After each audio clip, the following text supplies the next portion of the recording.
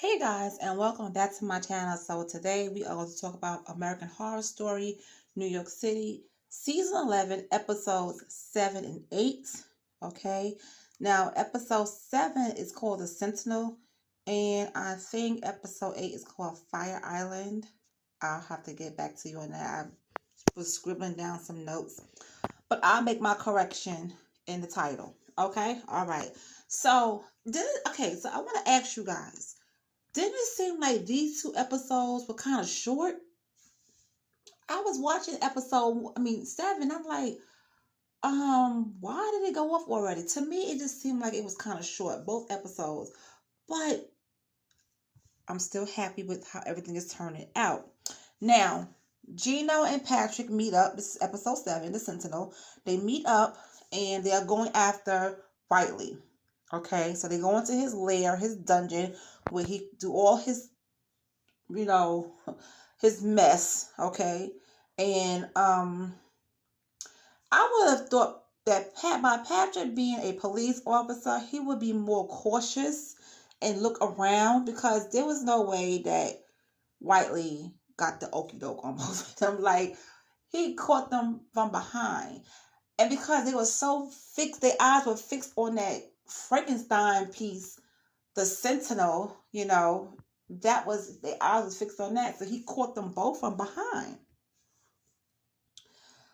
So I'm like, okay, this is crazy. This is absolutely crazy. So now he has Patrick tied up. Now he has Gino tied up again. And now he has Henry, because they was going to go save Henry. The things that was happening, Henry stressed me out. He really did. He stressed me out. Okay? Because I think he cracked his hands. He can get out one handcuff, and he sawed off his other hand. And I'm like, oh my God. I mean, Henry. Now, this whole Sentinel thing, Whiteley is trying to bring it to life so he can bring it out on Pride Day. Absolutely crazy.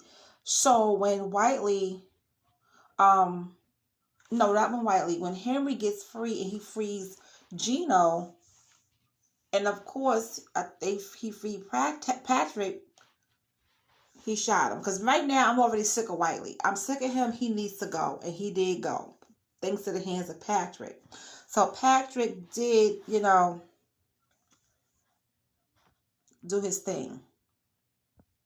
But, Whiteley, he's like, how can this thing save the gay community? That's what I was trying to figure out. Like, why would you want to make something like this out of people, different parts, and you saying it's to save the community? I don't know.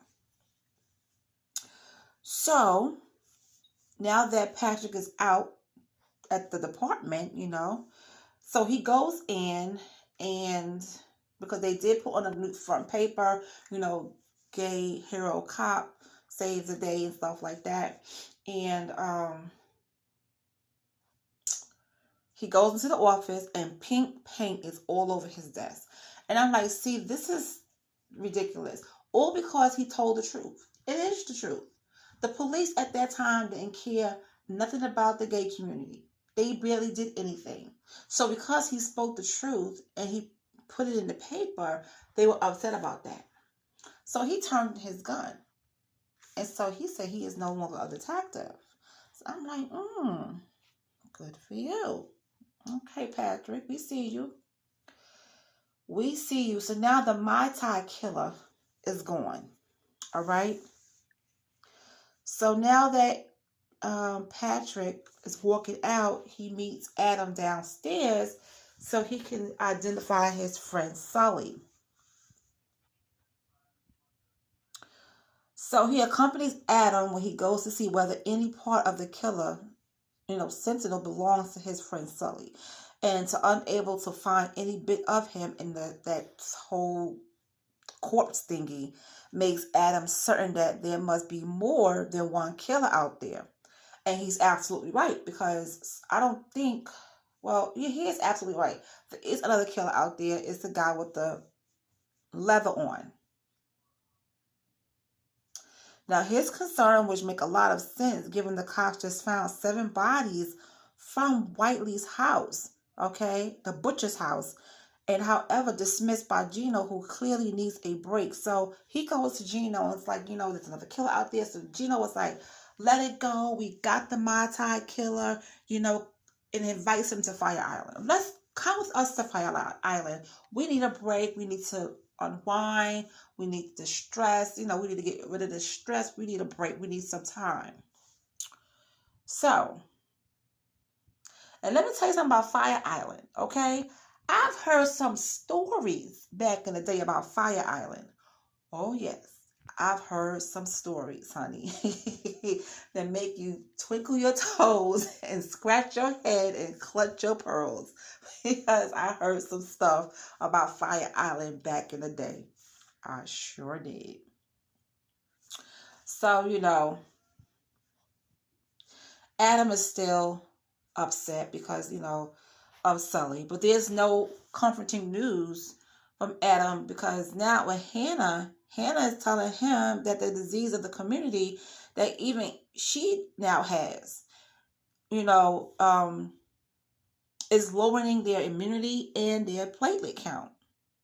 Now she is pregnant. But the way they were describing this sickness, I think this is Ryan Murphy's way of introducing AIDS at that time. Think about it. It's 1981. This is taking place in 1981. That's around the time when all this stuff was happening in the gay community. The killings of the gay, some of the gay community, the skinheads, because they did show briefly, things happening on the streets in the community. And when they was in the park and those guys was harassing the person on the bench, when the Sentinel grabbed him, that was one of the skinheads. And we had that going on in New York City. The skinheads bothering people in the gay community. First of all, why are you even over there in the village when you know that is where the community, most of the community live? If you don't like, gay men or lesbians, any part of the community, then why are you over there? Wouldn't you want to be far away? But no, they want to go over there and cause havoc and beat up on people. It doesn't make any sense. But I saw all of that when the Sentinel was going around, when they were showing the Sentinel, how the Sentinel was supposed to save the city when Gino was doing his hyping. Yeah, they were showing things. So I'm thinking this is Ryan Murphy's way of introducing us to AIDS and HIV disease, that, the sickness that was going on. Because everything is adding up to that. And I say, wait a minute, okay, this is what that is. But it's happening at a rapid rate, because Gino has, the rashes, the sores. So does Patrick has the sores. Adam's friend, I forget his name, he's sick, okay? So it's just a matter of time. So getting back to Hannah, so he invites Hannah to Fire Island. Adam invites Hannah to Fire Island, but she's calling so she gotta take a rain check from the trip, because she's sick. But she plans to go visit her mom instead. But will she make it to see her mom? Because guess who's outside her window? Big Daddy. And when he's around, we know nothing is good about that. So we're just going to have to see what happens next.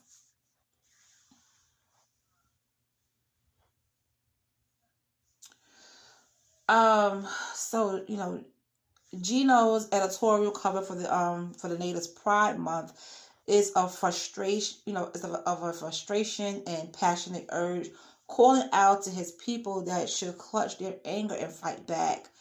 His rage even empathizes, with Whitley's grand plan for, That was for the community. Now, in his moment of truth, Gino visualizes monsters that don't look too different from Whitley's Sentinel. Okay, all the wrongdoers and going through the street doing stuff. So they didn't want to take the power back. Theo is his name. Theo. So now Theo is getting sick. Adam and Theo is on the ferry and they're going to Fire Island for a little vacation, and he is sick. So I'm like, oh my God, like, because when Fran did the card reading, she kept pulling up death, death, death. And even at the party, she's pulling up death. I'm getting a little bit ahead of myself, so I'm going to calm down. So he is getting really sick. He's just throwing up. Now, Patrick and Gino's relationship, oh, Lord, that's just taking... I don't know how long they're going to last with this relationship. Okay, I really don't know. Because they was out on the beach and, they was getting intimate, and then all of a sudden, Gino was like, I can't do this. And Gino, he just had his whole thing. So, it's just a lot. And then Patrick is starting to see his ex-wife. So what does that mean? He saw her before he went to Fire Island. Now he sees her again when she's there. So what does that all mean? Why is Patrick seeing his ex-wife?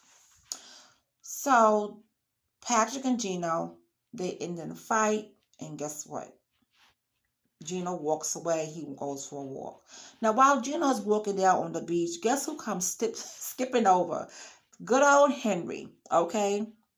So Gino is like, oh, man, go away. I don't have time for this. And it just seems like Henry is very fond of Gino. I think he likes him. And he is trying to basically persuade Gino to be with him. And Henry got down on his knees and was going to say, if I can't have you. And Gino said, no, don't say it. Because he was going to say, if I can't have you, no one will. What? Henry, listen, you can find somebody. Leave Gino alone. Gino is with Patrick. But I guess Henry is like, he likes Gino because he's an older male, because he says the young boys, they always, they don't never last around, or whatever the case may be. But that was the wrong way to do it. So, Miss Fran and the group are visited by Big Daddy, all right? He is now haunting Fire Island. Now, how is he? Now, this is the same guy. I think Sam is doing this. I don't know why. I could be wrong. But every time Big Daddy is around, it's something going on with Sam in this zoo, because he does protect Sam at his apartment in New York City. So why is he on Fire Island? It's just, I don't know what it is yet. If you guys figure it out, let me know in the comment section. But yeah, it's something not right with Big Daddy. Because now he's on Fire Island and he's bothering Fran and her and the girls. He's a nuisance, and I'm ready for him to go as well. But Fran, she goes to the party, Sam's party, and she's doing readings. And the death card, like I said before, the death card keeps coming up. Now,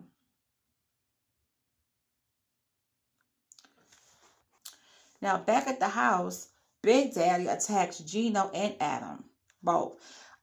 He's attacking Gino. He's throwing Gino around. Adam dives in to try to keep that big old man away, but it doesn't work. They the two of them struggle to overpower Big Daddy. Patrick plays the savior again by showing up at the right time and shooting him in the back. So now they are trying to figure out whether they should call the police. Patrick wants to call the sheriff. The other two don't want to call. So they go back to the body, and guess what? Big Daddy is not there. That man took a couple of shots to the head. Why is he not dead? What is going on? Anyway, back to Henry. He's at Sam's party, and he's trying to get a drink, and the guys totally ignore him. So Sam comes over, and he gives he snaps his finger and throw out the number 2, and here comes the drinks. So of course, Henry has a whole lot to say. His heart is broken because Gino didn't take the bait. And it's like, he just, he just like, I don't know what's going on with Henry. But Sam set him up, with a meeting, and they call it the meat rack. So, he goes there, But this is what happens with this one, which is kind of messed up. He sees Theo, gives him a drink. Now, I think that Sam knew he was going to take the other drink because one of the drinks was laced. So he took that drink and he's down the hatch. And all of a sudden, Theo is tied up on a tree. Sam brings Henry to Theo, and that's that lie to say he came up his there of his own. But I think Theo is dying. I really do. It makes me sad. Okay, so let's move on to episode 8. Sam, not Sam, Henry, he reaches the meat rack and he's kind of uncomfortable. So he doesn't do anything with Theo at all. He doesn't, do anything with Theo. He touches on him, he feels him, but he doesn't do anything with Theo.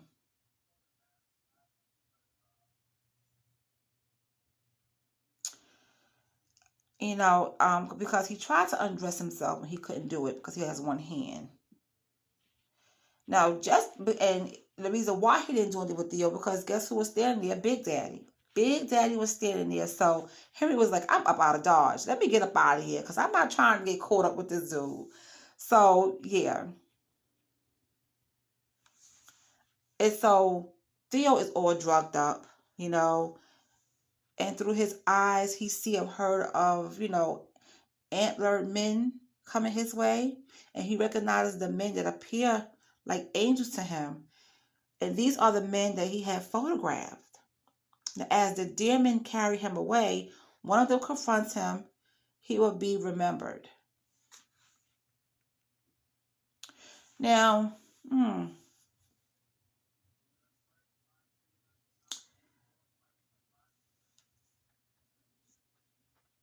there was a lot of lost lives. I think a lot of people are going to be dying in the next episodes. It's like so many people at that party getting the death card. It was really, really crazy. It was really crazy. And it's like, what's going to happen? What's going to happen with Theo? Did he pass away? Where did the antler men take him? What's going on? I guess we'll find out next week. But it was pretty good. I'm really enjoying. I enjoyed this season. I really did. I enjoyed it. I really enjoyed this season.